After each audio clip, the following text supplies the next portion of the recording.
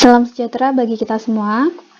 Di sini saya Diah Disriatna NPM 1917051009 akan menyampaikan materi tentang pengantar teori komputasi. Teori komputasi atau Theory of Computation adalah cabang ilmu komputer atau Theoretical Computer Science. Teori komputasi berkaitan dengan studi bagaimana persoalan dapat diselesaikan pada sebuah model dengan menggunakan algoritma. Model tersebut dinamakan model komputasi. Teori komputasi dibagi lagi menjadi 3 rating. Yang pertama itu ada automata atau automata teori, lalu ada teori komputabilitas, computability theory, lalu ada kompleksitas atau computational complexity theory. Teori automata mengacu pada definisi dan sifat-sifat model komputasi. Model komputasi yang sering dipakai adalah mesin Turing.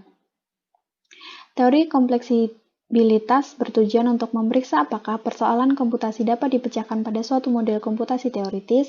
Dengan kata lain, teori komputabilitas mengklasifikasikan persoalan yang dapat dipecahkan solvable atau persoalan yang tidak dapat dipecahkan unsolvable.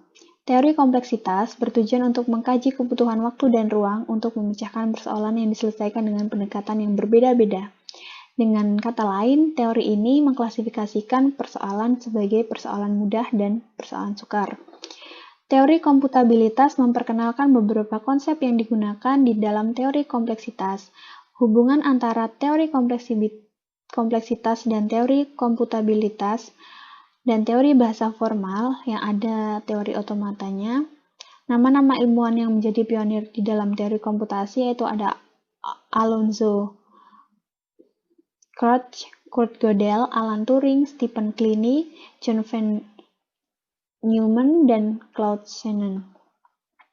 Beberapa komputasi modelnya itu ada finite state automata atau FSA atau finite state machine atau FSM. Dengan bentuk tunggalnya itu automaton dan pluralnya itu ada automata. Lalu ada pushdown automata atau PDA, lalu ada mesin Turing atau Turing machine atau biasa disebut dengan TM. Bidang-bidang komputasi itu ada computer engineering yang berfokus pada desain konstruksi komputer atau sistem berbasis komputer. Lalu ada computer science fokus pada kajian aspek teoritis dan algoritmis bidang computing hingga aplikasinya. Lalu ada software engineering yang berfokus pada pengembangan seperti analisis, desain, implementasi, testing, pengoperasian, dan pemeliharaan perangkat lunak secara sistematis dan terukur. Lalu ada Formation System yang berfokus pada pengintegrasian solusi teknologi informasi dan proses bisnis untuk mempertemukan kebutuhan informasi bisnis suatu enterprise.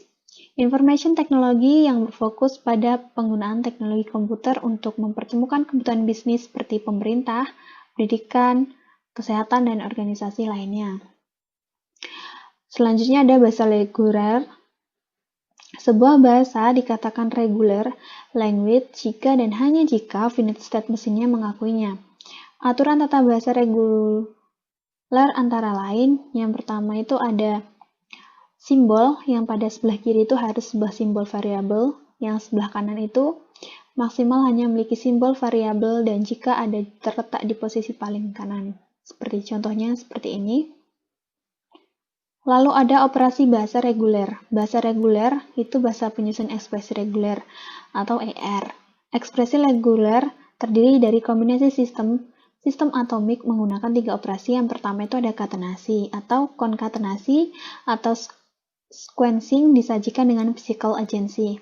Contohnya ini dengan ekspresi reguler letter digit dengan bentuk penyajian sederhana yang diasumsikan sebagai definisi yang jelas dari letter dan digit dengan komposisi terurut dari letter diikuti dengan digit. Lalu ada dan yang digunakan untuk mengidentifikasi simbol-simbol yang merepresentasikan simbol-simbol spesifik menggunakan ekspresi reguler.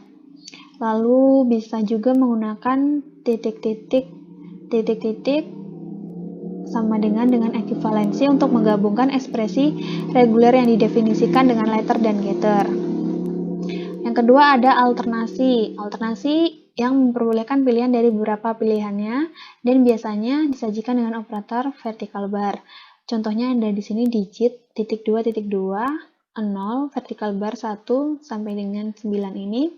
yang menggunakan operator ekivalensi. Bentuk tulisan cepat tertentu biasanya akan digunakan dengan alternasi atau khususnya elips. Dengan contohnya, dengan letter (2), A kecil, vertical bar, B kecil, vertical bar, dengan titik sebanyak 3 kali, bisa menggunakan ellipsis. Nah, ini yang dinamakan ellipsis. Ketika urutan didefinisikan dengan baik.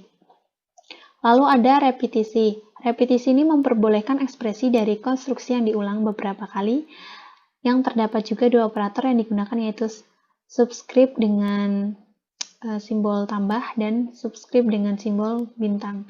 Contohnya ini ada word (2) sama dengan letter tambah.